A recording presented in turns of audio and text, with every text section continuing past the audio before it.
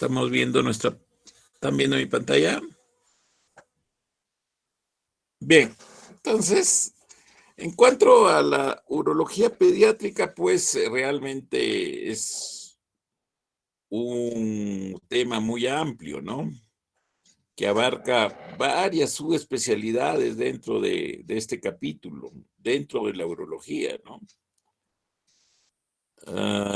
Aparte que la urología pediátrica es una ya subespecialidad, hay subespecialidades incluidas, sobre todo dentro de la parte quirúrgica, ¿no? Hay gente, especialistas, urólogos pediatras que solo se dedican, por decir, a la solución de los problemas de hipospadias.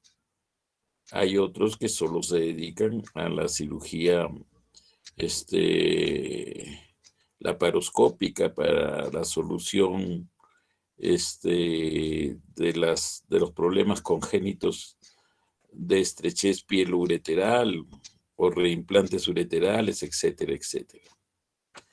Entonces hay también, por supuesto, dentro, por decir, del trasplante renal, hay urólogos pediatras que se dedican a hacer los trasplantes en niños, que últimamente tiene un repunte, ¿no? No solo en nuestro país, sino básicamente en el mundo entero, ¿no? En los países adelantados se están haciendo pues trasplantes en niños, sobre todo sin que lleguen ellos a tener un deterioro extremo, terminal de la función renal. Bien, sin más vamos a iniciar nuestra clase de ahora de urología pediátrica. Entonces, urología pediátrica va a incluir el estudio de las diferentes anomalías congénitas del riñón y de la vía urinaria, así como las diferentes patologías que se presentan en las diversas estructuras incluidas dentro de la urología en la edad pediátrica. Dentro de las malformaciones congénitas renales pueden haber alteraciones en cuanto al número.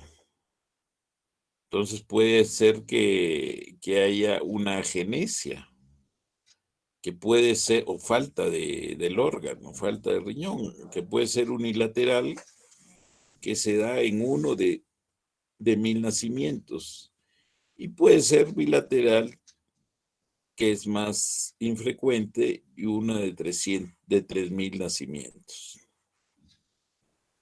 La bilateral, por supuesto, es incompatible con la vida. El riñón supernumerario es raro ver, pero puede presentarse. En cuanto a las anomalías de la forma, congénitas de la forma, tenemos la persistencia de la ovulación fetal, riñones fusionados. El caso más emblemático, más conocido, pues es el riñón en herradura, que hay una fusión a través de un istmo del parénquima funcionante, generalmente hacia atrás, dando la forma de una herradura o de una U. El riñón en torta, el riñón en S, riñón en L. En cuanto a las anomalías congénitas relacionadas con la posición, tenemos la ectopia renal. Entonces, normalmente los riñones tienen una localización en la fosa renal, pero puede suceder de que haya un descenso, haya una detención en el ascenso que tiene el riñón, y podría quedarse a mitad de camino, por decir así, ¿no? Hay ectopias renales que pueden ser tan notorias como a nivel pélvico. Y hay también ectopias cruzadas, o sea que el riñón de un lado se encuentra en la línea de ascenso del otro lado. La ectopia también puede ser simple. torácica, ilíaca o pelviana. En cuanto a las anomalías por el volumen, tenemos simple y segmentaria.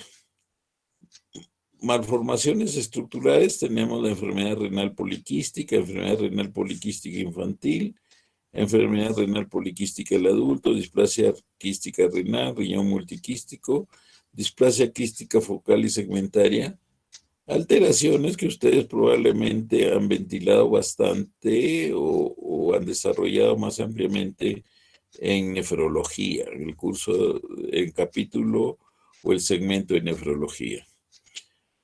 Malformaciones del tracto urinario superior.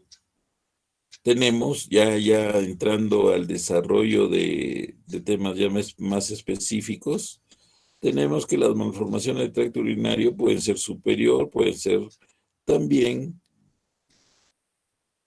del tracto urinario inferior. Del superior tenemos las malformaciones calicilares, o sea, alteraciones congénitas a nivel de los cálices. Tenemos la megacaliosis, cálices grandes, mega grande, estenosis infundibular, o sea, la conexión que va de la pelvis hacia el cáliz está estenosada. Malformaciones de la pelvis, hay malformaciones de la pelvis renal. Tenemos hidronefrosis congénita por estenosis de la unión pielo-ureteral, que puede ser la que se detecta prenatalmente mediante ultrasonografía, porque ahora los diagnósticos y los tratamientos incluso son precoz, son intraútero. La diagnosticada en la niñez, ¿no? Probablemente con menos compromiso y se va a manifestar recién en la niñez.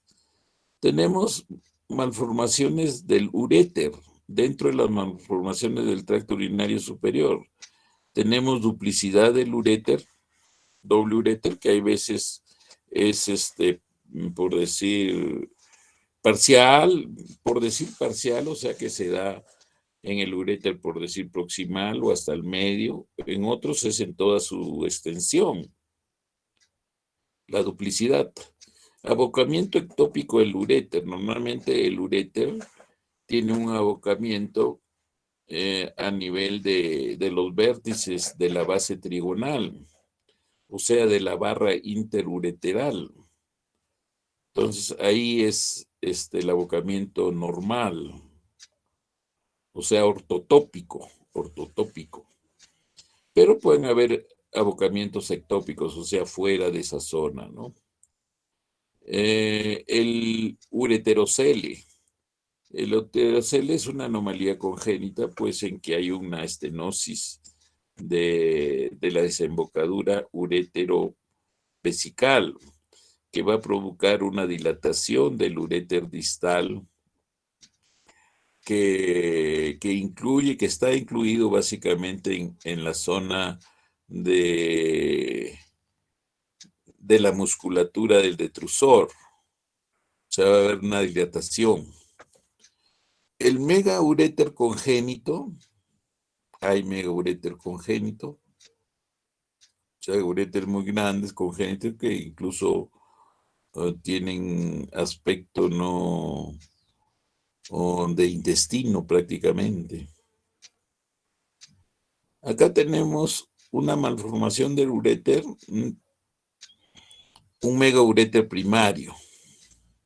Miren las características del uréter, parece un intestino, que muestra la ubicación de una anomalía funcional o anatómica en la unión urétero-vesical. O sea, puede ser algo morfológico, ¿no? O puede ser algo funcional. Entonces nos da este uréter, uréter primario. Entonces aquí la solución quirúrgica de esto es compleja, no crean que es. ¿Por qué? Porque hay que tubulizar el uréter, hay que adelgazarlo. porque en urología ustedes saben que un principio fundamental es de que cuando hay éstasis urinario hay infección. Entonces, aquí aparte de revisar y hacer una adecuada desembocadura ureterovesical con un sistema antirreflujo, nosotros tenemos que modelar el uréter, ¿no? Acá tenemos ureteroceles, o sea, dilatación aquí son ureteroceles más bien ectópicos. ¿Ya? ¿Por qué? Porque normalmente el ureterocele es por una estenosis del meato ureteral, por decir acá, con una dilatación del uréter distal, así como acá, pero tendría que estar en ortotópico acá. Acá se ve más bien ectópico, ¿no? Y, y da una dilatación, acá se nota que da una dilatación. Estos uréteres de acá, este es un uréter supernumerario, en una duplicación probablemente, acompañada con un ureterocele. Acá está netamente en la zona trigonal y hay veces puede haber esta desembocadura un poco más abajo a nivel del cuello o uretral también puede ser, ¿no? El uréter retrocavo es otra anomalía congénita. Normalmente el uréter debe descender delante de la cava. Cuando discurre o desciende detrás de la cava, va a producir una dilatación ureteral proximal. Necesariamente en estos casos, probablemente por las infecciones que va a tener recurrentes este paciente y por la dilatación que tiene a nivel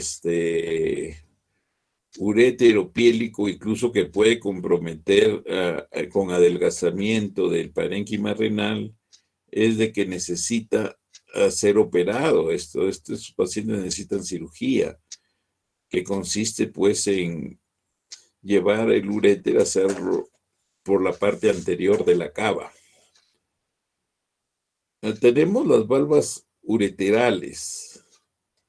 No son tan frecuentes como vamos a ver posteriormente en las valvas uretrales posteriores, pero podría suceder eso, ¿no? Vendrían a ser estructuras membranosas que están dificultando la evacuación urinaria en la luz ureteral. El reflujo vésico-ureteral, o sea, el reflujo que va cuando se contrae la vejiga, la orina, aparte de que sale probablemente por la uretra, una parte, otra parte asciende la orina a través de los uréteres. Entonces, ese es el reflujo vésico-ureteral. Es una de las más frecuentes malformaciones congénitas del aparato urinario. Se estima que un 0.5% a 1% de los niños tiene reflujo, más frecuente en mujeres. Hay una anomalía que es la agenesia de la musculatura abdominal, o sea, una falta de musculatura de la pared abdominal anterior. Esto se le denomina el síndrome de Prader-Willi. Se presentan asociadas, hay una triada, 3 malformaciones: ausencia de musculatura abdominal, malformaciones urinarias, que pueden ser variadas, pueden ser alteraciones a nivel de la uretra, de la vejiga o de los uréteres, o a nivel de la pelvis renal o intrarrenales, ¿no? O sea, pero tiene que estar incluido una malformación urinaria.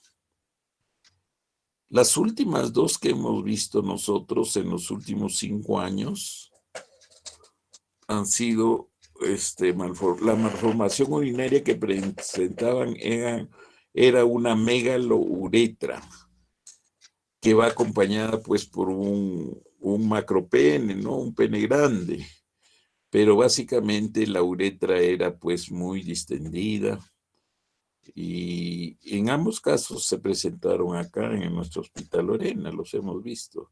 Y el tercer componente de este síndrome de Plumbelli viene a ser la criptorquidia bilateral. A este síndrome se le denomina barriga en ciruela de Pasa. ¿Por qué? Porque el abdomen tiene una forma así arrugada, porque falta la pared muscular abdominal de la pared anterior y se van a ver, ¿no? Cómo se dibujan las asas intestinales. Se presenta casi exclusivamente en varones. Se presenta en 1 de cada 80,000 nacimientos. Acá tenemos un recién nacido con síndrome de Plumbelli. Miren la genesia de la musculatura y prácticamente se ven cómo pueden discurrir ahí las asas intestinales. Acá aparentemente, lo que no es tan claro, podría haber una alteración de la uretra acompañante, aparte de la criptorquidia bilateral. En cuanto a las malformaciones del tracto urinario inferior, tenemos malformaciones vesicales de tamaño, de número y de forma. Tenemos de tamaño, pues ustedes saben que la capacidad vesical extrema bordea los 380, 400 centímetros cúbicos. Estaríamos hablando de una mega vejiga congénita. Si tiene, por decir, vejigas con capacidades mayores de 500, 600 centímetros cúbicos. De número, que haya más de una vejiga. Y de forma, ustedes saben, la forma normal de una vejiga en el varón es de forma más o menos ovoidea, ¿no? Ovoidea, como si fuera un balón de fútbol americano. Y en la mujer más bien es una formación así triangular, ¿no? Como una pirámide, por el efecto compresivo que da el útero en la parte superior de la vejiga.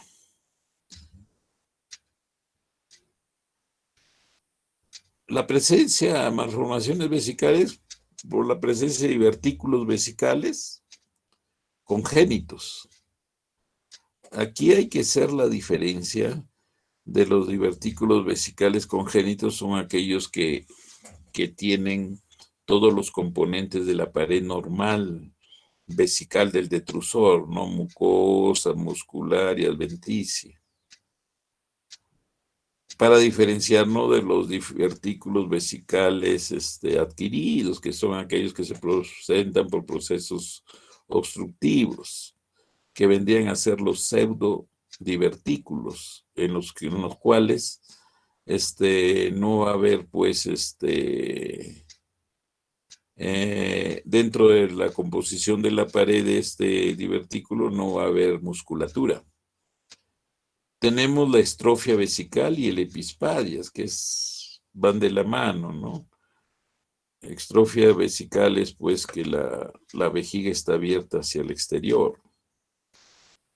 Malformaciones de la uretra. Dentro de las malformaciones del tracto urinario inferior tenemos la atresia, que falta, o sea, falta uretra, uretras dobles, doble uretra, válvulas uretrales que son de un curso bastante agresivo, porque van a producir grandes hidronefrosis. Los pólipos de la uretra, estenosis vulvar,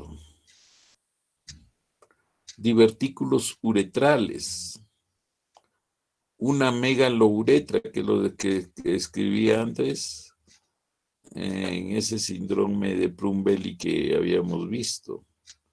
Había una megalouretra, hipospadias, o sea, cuando la desembocadura del meato uretral está en la zona ventral, en forma anómala, porque debe ser siempre en la parte más distal del glande. Malformaciones del pene, tenemos fimosis, o sea, cuando hay la imposibilidad de exponer el glande por un anillo distal que impide el desliz del prepucio para poder observar el glande. La incurvación peniana congénita. Estas pueden ser tanto ventrales, dorsales o laterales.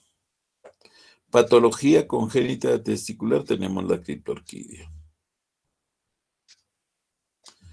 Acá tenemos unas imágenes en que vemos una extrofia en una mujercita, en una niñita, o sea, está expuesta la vejiga. Acá tenemos nuestro cordón umbilical, la vejiga, la placa uretral, que no se ha fusionado, y tenemos la presencia de clítoris, ¿no?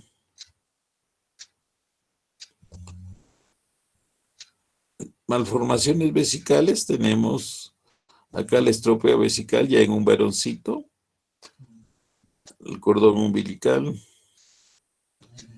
la vejiga expuesta, tenemos la uretra abierta, ¿no? El pene pequeño, el escroto y en su interior los testículos. Acá tenemos otra imagen de una estrofia vesical en el recién nacido varón, ¿no? Entonces hay una exposición ahí de la vejiga y con la placa uretral expuesta también. Entonces tenemos que la extrofia vesical, pues, su incidencia notificada de extrofia vesical varía de 3 a 5 por 100,000 nacidos vivos. Es decir, 1 por cada 20,000 o 33,000 nacidos vivos. O sea, es bastante infrecuente.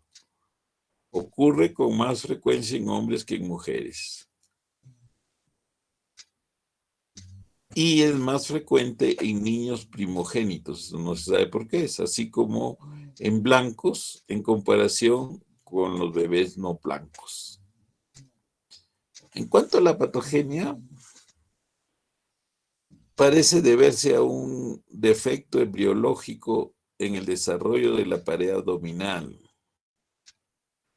La teoría más aceptada universalmente propuesta por Marshall y Muck es que el desarrollo de la pared abdominal inferior se ve interrumpido por el desarrollo excesivo de la membrana cloacal, que evita la migración medial del tejido mesenquimatoso hacia la línea media. La ruptura posterior de la membrana cloacal provoca la herniación de los componentes abdominales inferiores a la superficie de la pared abdominal inferior y los rasgos característicos de este complejo de extrofia epispadias. Vamos a empezar ya a desarrollar tema por tema, de los principales indudablemente. Tenemos la criptorquidia. Va a aparecer en 3 al 5% de los nacidos y al año de vida se presenta en el 1%. ¿Ya? O sea, por eso es que hay ese descenso al momento del nacer es del 3 al 5, pero desciende al 1%. Por ese porcentaje es que preferimos hacer la cirugía a partir del año de edad, esperando de que haya un descenso espontáneo. Se asocia con un riesgo de cáncer de testículo de 7 a 9 veces mayor que la población normal. Esto hay que explicarle a la mamá, ¿no? Porque puede ser que nosotros hacemos el descenso y es un testículo que embriológicamente ya tiene para desarrollar un cáncer. O sea, ella viene con ese sello. Los testículos criptorquídicos tienen menos células germinales y retraso en la maduración. El 50% se asocia a anomalías del epidídimo. Lo probable es que sea patología coexistente por déficit androgénico común. O sea, la criptorquía está relacionada con un déficit androgénico. O sea, son signos de feminización. El tratamiento es quirúrgico al año de edad, puesto que las alteraciones son dependientes del tiempo, progresivas e irreversibles. Acá tenemos este fluxograma más o menos, para que tengan una idea. Al presentarse un testículo no descendido puede ser palpable o no palpable, ¿no es cierto? Si es palpable, puede ser una criptorquidia, puede ser una ectopia o puede ser un testículo retráctil. En cuanto a la criptorquidia, pues es aquella en que cripto deriva de testículo oculto, o sea, no lo vemos ni lo palpamos en este caso, el testículo, pero está en el descenso normal de la línea de descenso testicular, porque hay una migración del testículo abdominal en etapas muy iniciales y empieza el descenso guiado por el gubernaculum testis hasta una fijación que se hace en el escroto, ¿no? Ese trayecto es un trayecto normal que debe haber. Si se ha quedado en pleno descenso en ese trayecto normal, se le llama criptorquidia. Pero si no está en la línea de descenso normal, entonces se llama ectopia testicular. O sea que puede estar en cualquier lado, encima del pene, en la zona perineal, en la zona femoral, etc. Y el testículo retráctil es aquel, pues, de que tiene una contracción extrema que lo lleva a ocultarse en la zona inguinal, del canal inguinal. ¿Por qué? Porque no tiene una fijación del gubernaculum testis en el escroto del lado que le corresponde.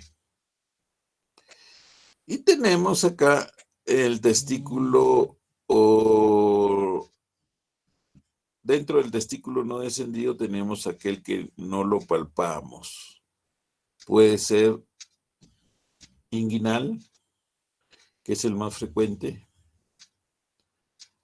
el ectópico, que está fuera de la línea de descenso, el intraabdominal es el que ni arrancó prácticamente la línea de descenso, no arrancó. Probablemente relacionado con problemas de hormonales más notorios, ¿no? Tenemos el ausente. El ausente es bien raro. Es bien raro que haya un testículo ausente, que puede ser una real agenesia testicular o puede ser un testículo evanescente, o sea que se ha desaparecido, ¿no? Tan chiquito que se desapareció. Acá tenemos imágenes, pues, de criptorquidia.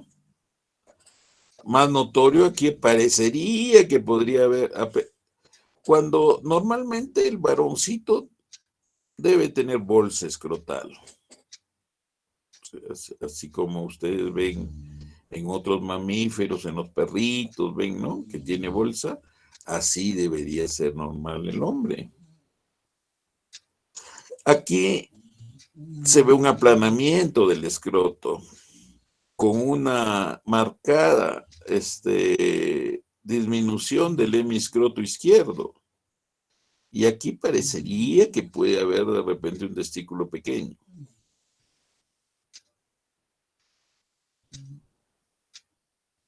Nosotros, como estamos en zona fría, hay contracción del cremáster, contracción del escroto, de toda la musculatura que puede haber acá, y la tendencia es de los varones que vivimos en la altura a no tener tanta bolsa, pues, salvo que haya sol radiante o nos estemos bañando en una piscina temperada o estamos tomando un baño caliente, ahí va a haber la formación de la bolsa. A este aplanamiento del escroto nosotros le llamamos en general, no en este caso específico, porque aquí se nota que es por una criptorquídea izquierda. Este aplanamiento del escroto se le llama hipoplasia escrotal. Acá tenemos pues un aplanamiento total pues de todo la bolsa. No hay bolsa escrotal, está aplanada. Entonces, esta es una criptorquidia, probablemente una criptorquidia bilateral. Entonces, acá tenemos las posibles ubicaciones de los testículos no descendidos y ectópicos. Tenemos, número 1, en la región testículo abdominal, está dentro de la cavidad abdominal. En el canal inguinal, que es el más frecuente de la criptorquidia. 3, el supraescrotal prepúbica. También los testículos estópicos pueden ubicarse en la región suprapúbica del pene o en la región femoral.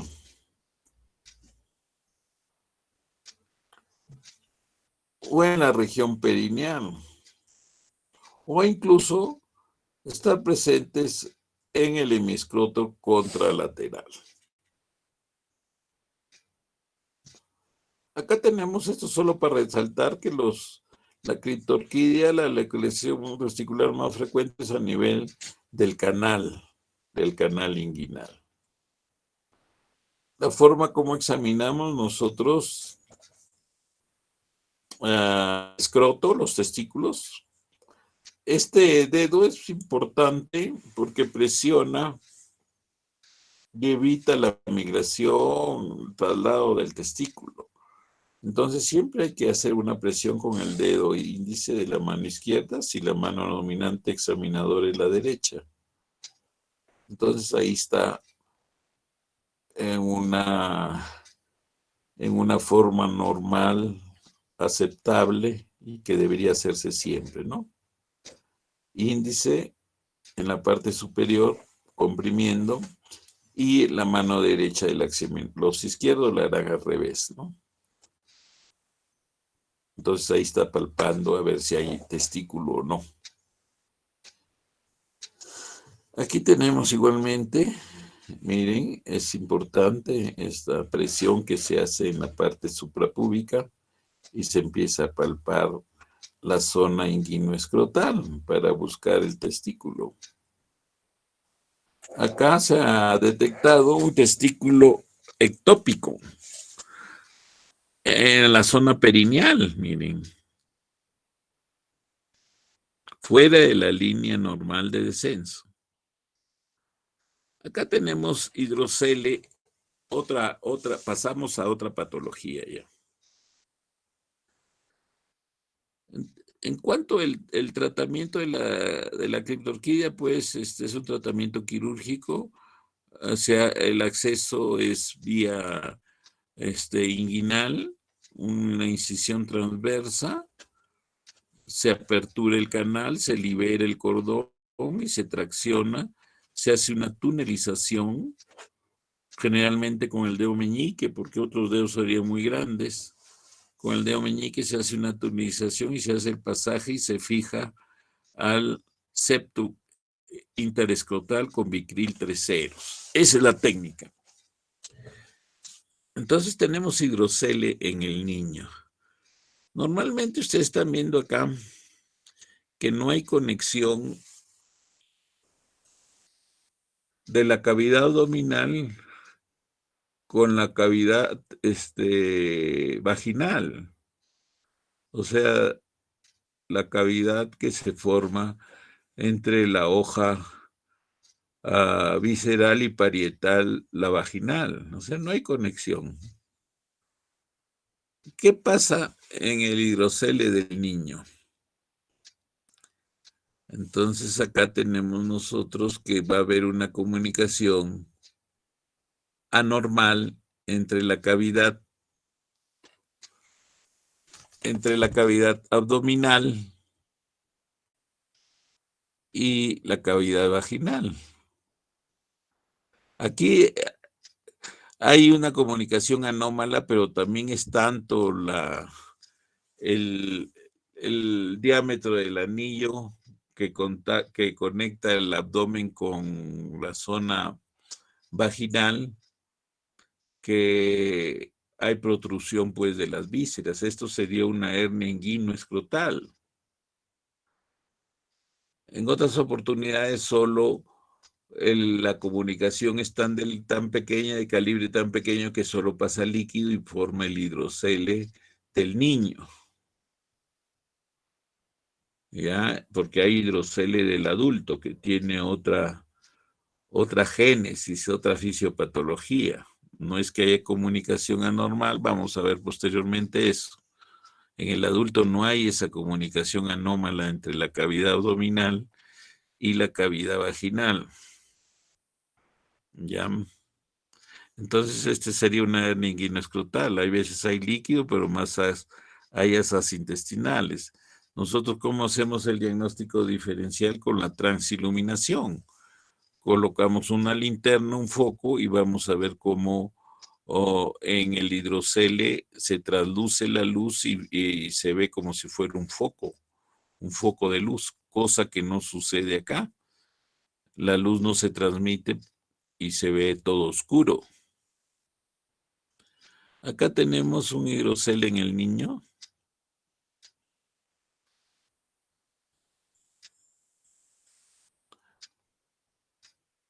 El diagnóstico diferencial podría ser pues una hernia inguinoescrotal, o sea, hay que hacerle transiluminación para tener la certeza de que es un hidrocele. Igualmente acá. Acá sí parecería, ¿no? Porque es más formadito que sea un hidrocele, pero hay que hacerle transiluminación. Entonces, esta vendría a ser la anatomía normal, lo que les digo. Mira, acá está la cavidad abdominal. La cavidad abdominal normalmente tiene líquido. Puede tener 5 centímetros cúbicos de líquido. Entonces, para que se deslicen todas las vísceras, ¿no? Sobre todo las vísceras intestinales, que están en constante movimiento. Entonces, ustedes ven que aquí que la comunicación se bloqueó y no hay comunicación con esta cavidad de acá, que es la cavidad vaginal. Entonces, acá está el cordón, pero no hay comunicación. Esto sería un esquema de la normalidad de un niño, ¿no? De la zona inguinoescrotal. ¿Qué tenemos en el hidrocele? Vean ustedes que aquí sí hay una comunicación. Entonces el líquido de la cavidad abdominal se viene acá, sobre todo cuando el niño hace maniobra valsalva o se para, llora o qué sé yo. Entonces aumenta la presión intraabdominal y discurre el líquido a través de este conducto, que es el conducto peritoneo vaginal.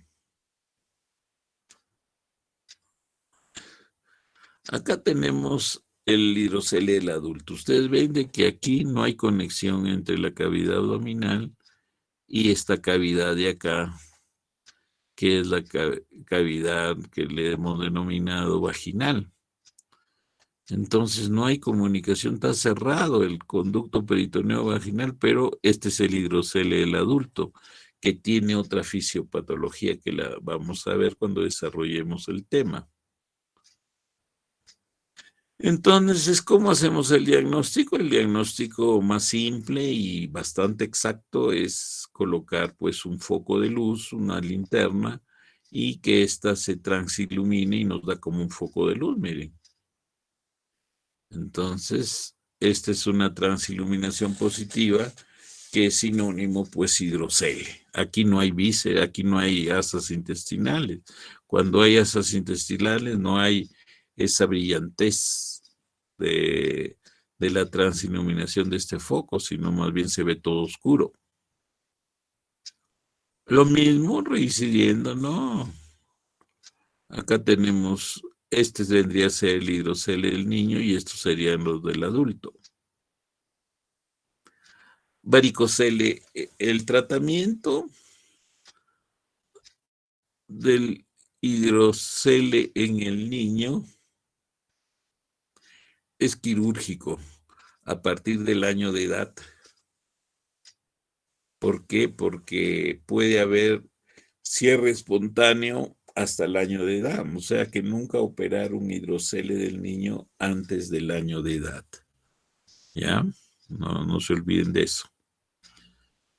El tratamiento consiste, pues, en básicamente hacer una incisión a nivel transversa, a nivel inguinal, aperturar el canal inguinal, ir y buscar este conducto peritoneo vaginal, que a veces es delgadito, como si fuera un fideo.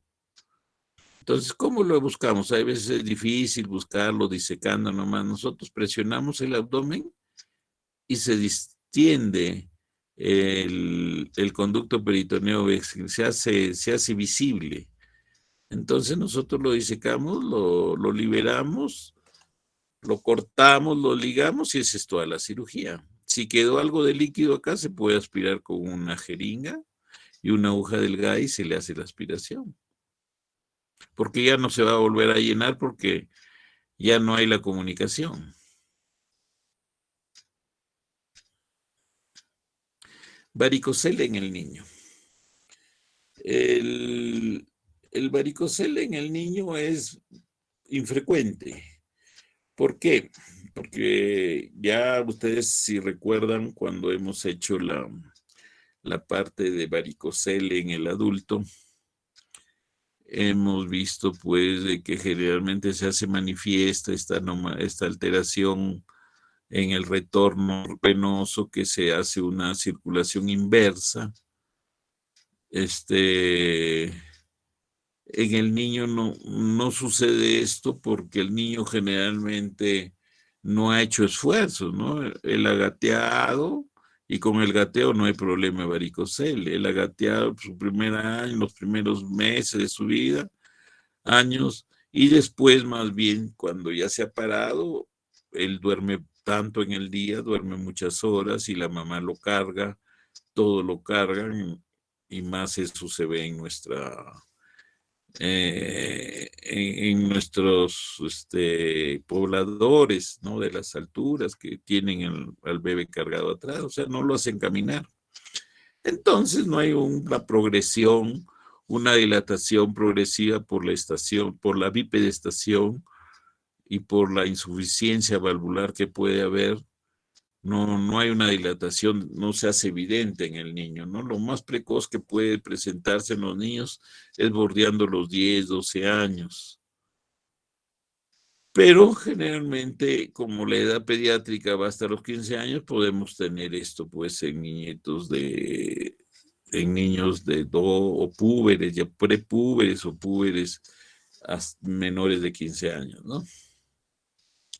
Acá tenemos, miren, un varicocele en el niño que ya está crecido, ya tiene vello pubiano, vello en la zona genital. Entonces, pero se ve por translucidez, ¿no? De las dilataciones que hay de ahí del sistema venoso. Acá igualmente. Esto no se ve tanto en nuestra raza porque nuestra raza más bien es de piel más oscura, más gruesa. Entonces es difícil ver lo que los clínicos de antaño le llamaban bolsegusanos, ¿no? Entonces acá para que recordar la fisiopatología, ¿no? Miren cómo el plexo pampiniforme se dilata y debe tener una circulación normal hacia la vena renal, pero esto como hay posición de pie, bipedestación, posición erecta, entonces va a haber un flujo inverso que dilate el paquete venoso, ¿no? Eso es más o menos la fisiopatología. Acá no se da eso en el lado derecho, se da el 90-95% en el lado izquierdo. ¿Por qué? Porque hay un ingreso a la vena renal en 90 grados y más bien en el lado derecho, en el izquierdo sucede esto que se presenta 90-95, en cambio solo se presenta en un 5% en el lado derecho. ¿Por qué? Porque anatómicamente no va a la renal, que es muy corta, sino va a la cava en ángulo de 45 grados. Un varicocele derecho en un niño, debemos pensar de que hay una anomalía en la desembocadura, o sea que va hacia la renal, o hay un tumor o una compresión retroperitoneal. Tenemos la hidronefrosis prenatal. En el 3% de los embarazos se detecta una dilatación de la vía urinaria, pero solo en un 5 a 10% de los casos necesitará tratamiento. O sea, es frecuente que se presente, pero son transitorias esas hidronefrosis. Tienden a ceder espontáneamente. Solo un 5 al 10% necesitará tratamiento. Lo realmente importante es saber si hay obstrucción de la vía urinaria para resolverla cuanto antes. Las causas de hidronefrosis intraútero son hidronefrosis transitorias, es la más frecuente, estenosis pieloureteral, 10 a 30%, reflujo vésico-ureteral, va por ahí, 10 al 20%, estenosis ureterovesical, 5-10%, duplicidad o ureterocele, 5-7%, displasia multiclística, 4 al 6%, y valvas uretrales, que son las más peligrosas, felizmente son las menos frecuentes, pero son las más peligrosas. Hidronefrosis primaria, refluyente, hay que hacer un diagnóstico con la cisto-uretrografía miccional. La ureterorefrosis obstructiva, renograma. Esto es cómo hacer el diagnóstico. Un renograma, una eco, un eco isotópico más diurético y una urografía clásica que también podría ser diagnóstico, aparte de unas tomografías, ¿no? Acá tenemos la estenosis pieloureteral, es la obstrucción más frecuente. Estenosis pielo-pelvis ureteral. Esta estenosis aquí está magnificada, mayor aumento en el esquema, se va a dilatar el sistema pues de la pelvis y el sistema colector, los grupos caliciales. Estos casos extremos de estrecheces mayores, más importantes, entonces va a haber una dilatación ya extrema de la pelvis renal y de los cálices. Los cálices normalmente tienen una forma de copa de vino, ¿no? De copa de champán. Pero acá más bien se ve como palito de tambor, ¿no? De palito de fósforo. Estos son cambios ya pues anatómicos que muestran de que hay un proceso obstructivo bastante considerable que está atrofiando el parénquima renal. Aumenta el diámetro de la pelvis y de los cálices y adelgaza la corteza. La ureterohidronefrosis, la segunda causa de obstrucción de hidronefrosis vendría a ser la estenosis ureterovesical, o sea, la desembocadura del uréter en la vejiga. Y la obstrucción más grave de todas vendría a ser las valvas uretrales. Las valvas uretrales posteriores se van a encontrar antes, antes de la uretra membranosa, ya en la parte distal de la uretra prostática. Ahí se encuentra. Tenemos acá las consecuencias de las valvas uretrales posteriores. Va a haber una distensión de la uretra prostática que vendría a ser esta. La vejiga también se distiende. Esto va a provocar, pues, una hipertrofia del detrusor, o sea, el grosor de la pared vesical está aumentado porque trata de vencer la obstrucción a nivel de las valvas uretrales posteriores. Entonces va a producir un aumento del grosor del detrusor. Y también se va a ver el reflujo, ¿no? Una dilatación. Acá probablemente debieron hacerlo en forma bilateral al otro lado también, ¿no? Una dilatación.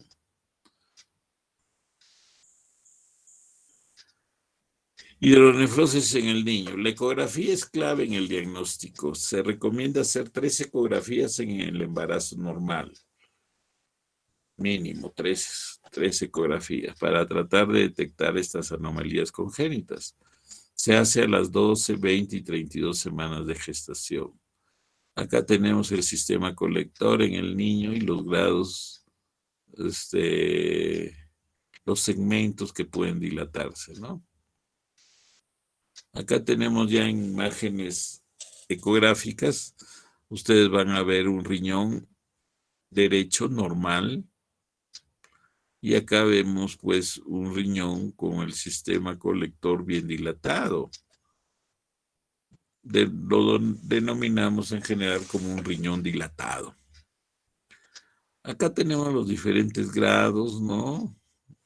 De hidronefrosis en el niño, ya desde grado 0, normal, hasta grados más extremos en que se ven ya en el grado 4, se ve el parénquima renal bastante adelgazado, ¿no?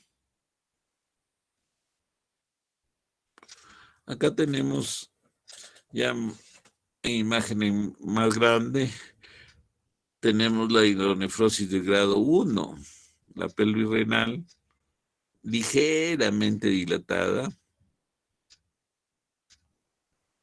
y no hay dilatación del sistema calicial. O sea, es una leve dilatación de la pelvis renal. Acá tenemos ya una dilatación un poquito más importante sería la hidronefrosis grado 2, dilatación de la pelvis renal un poco más importante y algunos cálices dilatados vemos. Algunos cálices dilatados. Acá igualmente en la hidronefrosis del grado 4 va a haber una dilatación de la pelvis renal más importante y todos los cálices ya están dilatados. Miren que normalmente el cálice debe tener la forma de una copita de champán y acá más bien está aplanado el cálice, ¿no? Y acá ya está un poco abombado incluso. Es la hidronefrosis grado 5. Los cálices están protruidos en su forma y parénquima adelgazado.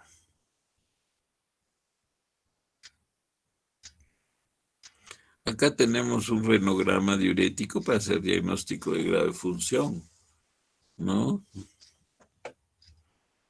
Entonces también es importante tener esta ayuda diagnóstica. El renograma diurético.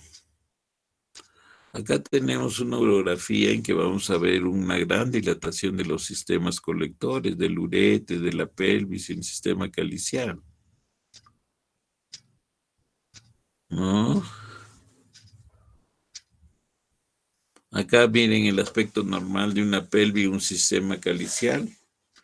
nosotros vemos que las copitas son como copitas de champán. Miren, los cálices.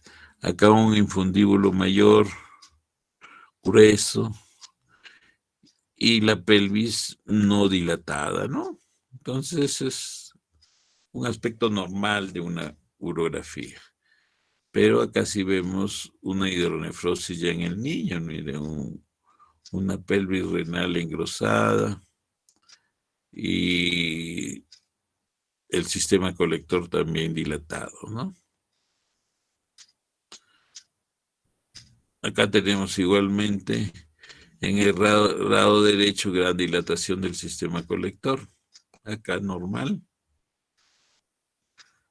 Vamos a ver patologías relacionadas con problemas congénitos a nivel del testículo. El testículo agudo en pediatría. La torsión testicular se presenta en un 16%. Más frecuente de todos estos testículos agudos es la torsión de los apéndices, que pueden ser apéndices testiculares o del epidídimo, o incluso del deferente. Entonces, no olviden esto. Siempre es mucho más frecuente la torsión del apéndice, la apéndice hemorgánica y el apéndice del testículo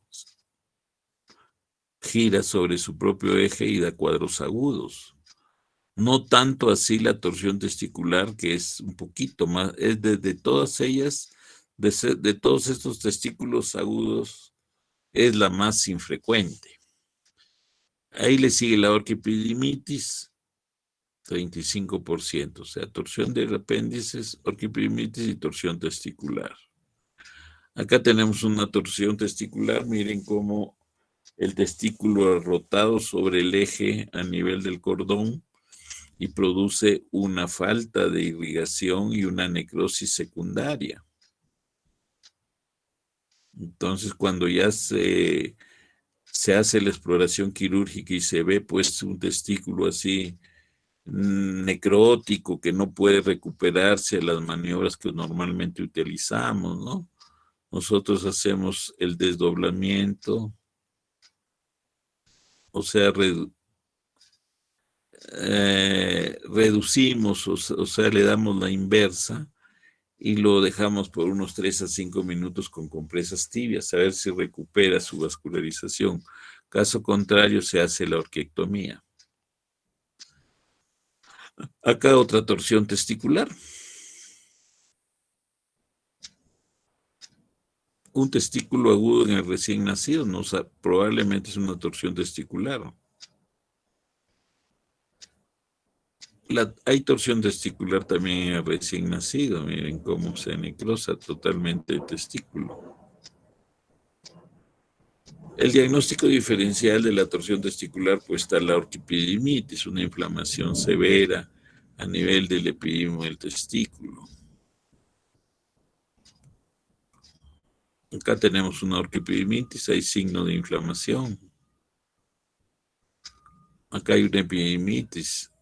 Hay un signo que se llama el signo de Prehn, que sirve para confirmar si se trata de una orquiepididimitis o una torsión testicular. Entonces, el signo de Prehn positivo debe ser con el ascenso del testículo. O sea, si yo empujo el testículo comprometido, el dolor debe ceder cuando es epididimitis y cuando es torsión testicular se agrava el dolor, se intensifica. Acá tenemos las apéndices testiculares que le habíamos dicho, ¿no? Probablemente la más frecuente es la de Morgani, el apéndice testicular. Hay apéndices también en el epidídimo, acá en la zona cefálica, en la zona del cuerpo y de la cola, por los vasos aberrantes de Hall que pueden haber, o también el órgano de Geraldez que se da a nivel del cordón, el cordón es espermático, ¿no? El deferente, perdón. Acá tenemos una apéndice del epididimo aparentemente, porque la del testículo está más hasta esa zona. Un apéndice del epididimo en la zona cefálica. Acá tenemos, miren, el apéndice de esta de aquí, sería el apéndice testicular, la hidratide Morgani, que puede torcerse y nos da este cuadro. Ya acá hay unos apéndices del epidídimo, del órgano giraldés en paradídimo y en la cola del epidídimo los vasos aberrantes de Haller. Entonces, una torsión de una hidratide Morgani, o sea, aparentemente relacionada con el testículo, la parte cefálica, la parte superior.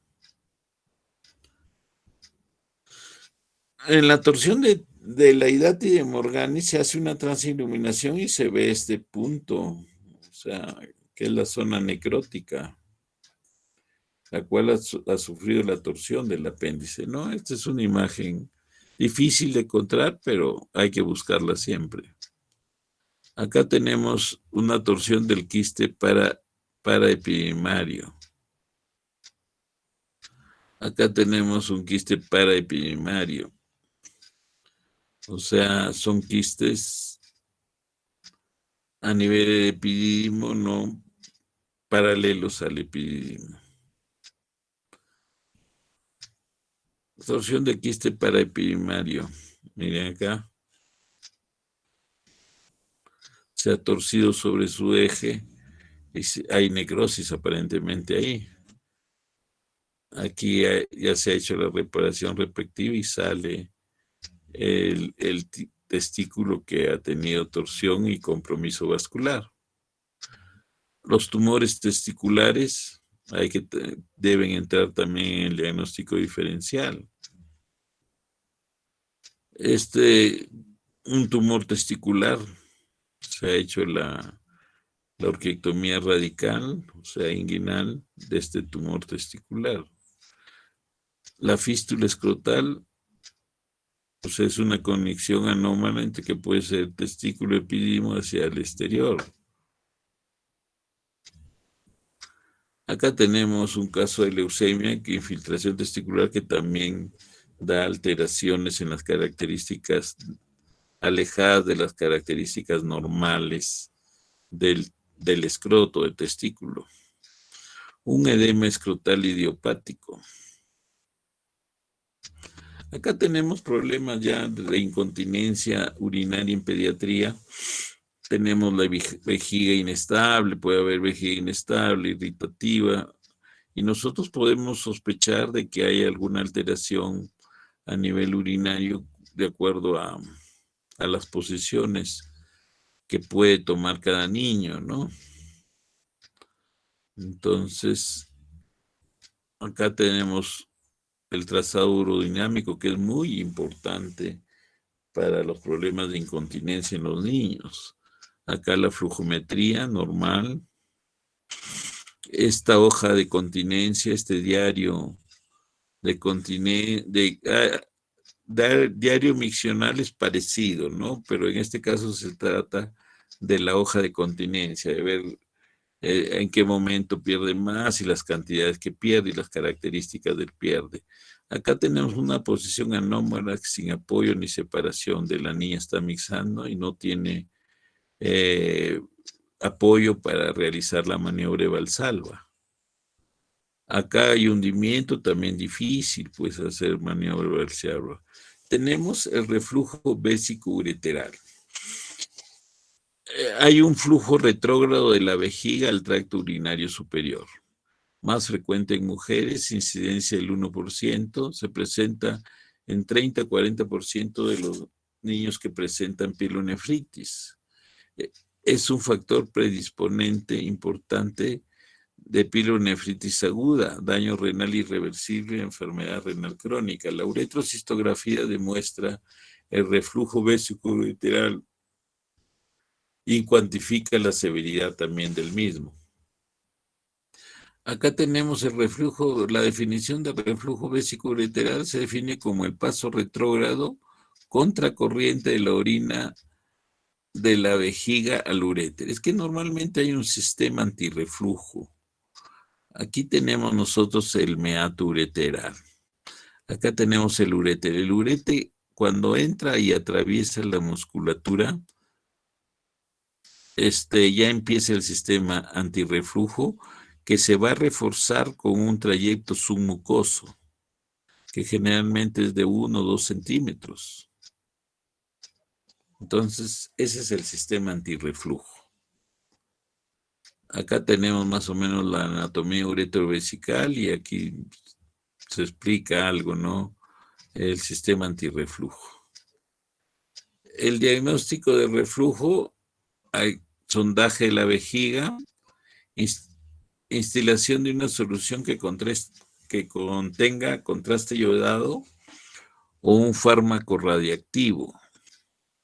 Estudio radiográfico de vías urinarias bajas y altas, una uretrografía miccional o una cistografía isotópica respectivamente.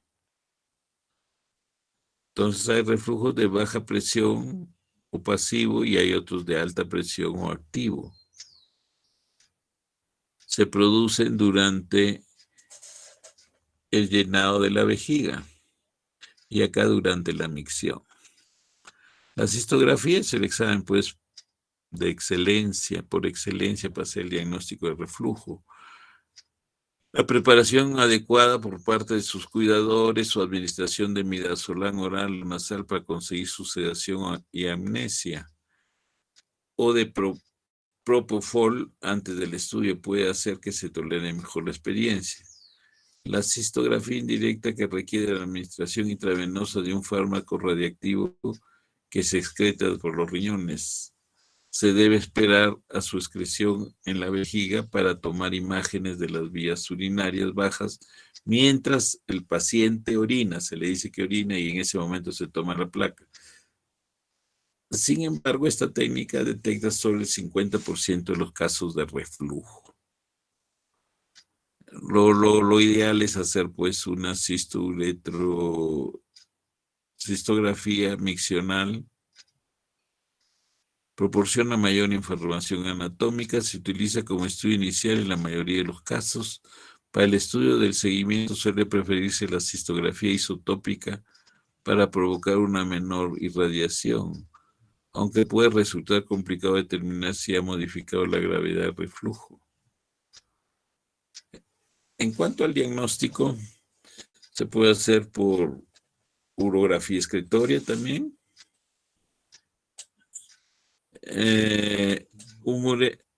Hay un uréter inferior persistentemente dilatado. Zona de dilatación en el uréter visualizada en toda su longitud. Normalmente no se debe visualizar nunca un uréter en toda su longitud porque tiene peristaltismo. Entonces, acá es anómalo esto. Presencia de uretro y hidronefrosis con segmento yuxtavesical estrecho. O sea que probablemente hay una estenosis acá, deformación de cálices o adelgazamiento cortical, que va a sugerir problema de pielonefritis. La cistografía miccional, entonces tenemos la vejiga y se ve como, este es un varón, como se elimina el contraste y se dibuja toda la uretra, ¿no? En este caso, también hay un reflujo anómalo, o sea, no se debe dilatar, o sea, normalmente se debe contraer la vejiga y no se debe dibujar ninguna columna radiopaca que puede representar los uréteres. Eso es anómalo, ese es el reflujo vésico-ureteral.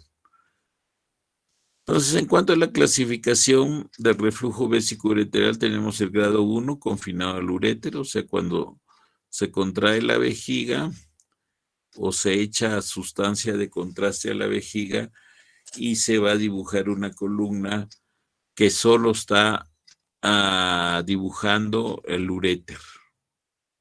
Ese sería el grado 1. El grado 2, cuando el reflujo compromete todo el uréter, llega a la pelvis renal, pero no me dilata los cálices,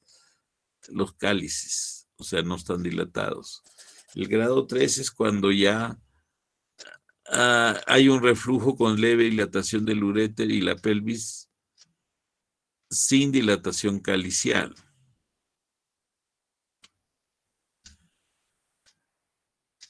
Y el grado 4, reflujo con moderada dilatación y o tortuosidad del uréter y moderada dilatación de la pelvis. Y aquí ya se dilatan los cálices. El grado 5, severa dilatación y tortuosidad del uréter y gran dilatación de la pelvis y de los cálices, ¿no? Con adelgazamiento del parénquima de la corteza renal. Entonces acá esquemáticamente se entiende más fácil, ¿no? Entonces aquí vemos al echar el contraste a la vejiga, se ve que hay un paso, pero solo dibuja una parte del uréter, una columna ureteral, ¿no? Es el grado 1. Grado 2 ya va más allá, compromete hasta la pelvis, los cálices. Igualmente el grado 3, pero ya hay un compromiso mayor, o sea, mayor dilatación.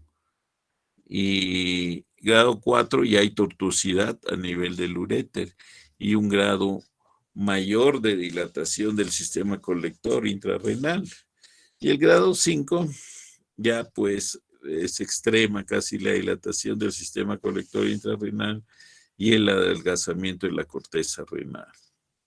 Acá lo mismo, grado 1, grado 2, 3 son bastante semejantes. Grado 4 es mayor, ya empieza la tortuosidad y un mayor grado ya de aplanamiento de las cálices y engrosamiento de las mismas, y acá hay un mayor grado de dilatación, de tortuosidad a nivel del uréter y un adelgazamiento. Este se acompaña con adelgazamiento de la corteza y gran dilatación del sistema colector. El grado 1, entonces ya hemos visto esto. Pero en esquemas así ya en cistografía, aquí grado 1, grado 2, el reflujo alcanza el sistema colector superior, pero no lo dilata mayormente. Acá, grado 3, la pelvis renal está más dilatada, el uréter más dilatado y los cálices están aplanados, ¿no? En el grado 4, la tortuosidad del uréter ya empieza a aparecer y es marcada. Y en el grado 5, gran dilatación del uréter, muy tortuoso y también adelgazamiento, dilatación de la pelvis cálices y adelgazamiento de la corteza renal. Acá tenemos la cisturetrografía bajo control, vejiga de contornos algo irregulares, reflujo vésico-ureteral grado 4 en el lado derecho y 3 en el izquierdo. Acá 4 y 3 acá. Acá tenemos una cisturetrografía bajo control con un reflujo vésico-ureteral en doble sistema incompleto en el lado derecho, que en el acercamiento se ve, ¿no? Doble uréter. Ecografía de la unión urétero-vesical. Es un corte parasagital que evidencia el reflujo miccional de la vejiga hacia el uréter.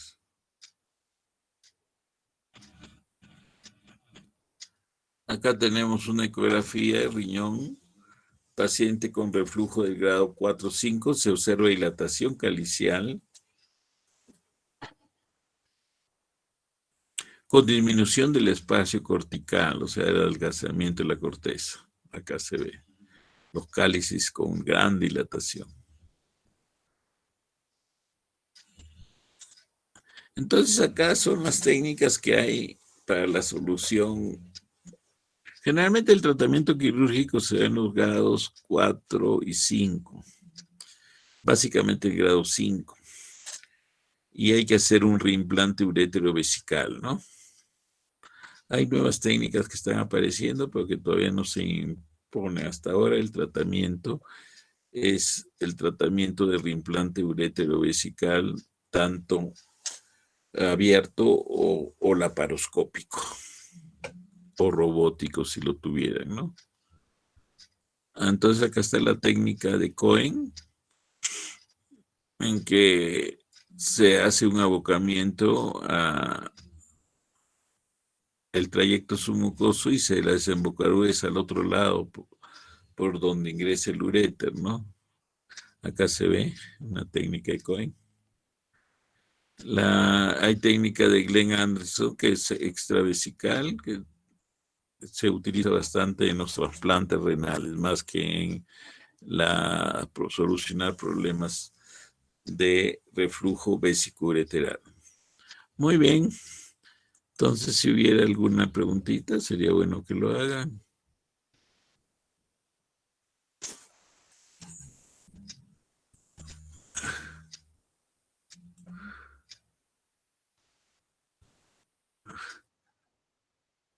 Está muy claro, ¿no es cierto? Muy bien, entonces ahí vamos a quedar. Ya les voy a armar mañana, voy a armar para mandarle todas las clases en su aula virtual, ¿ya?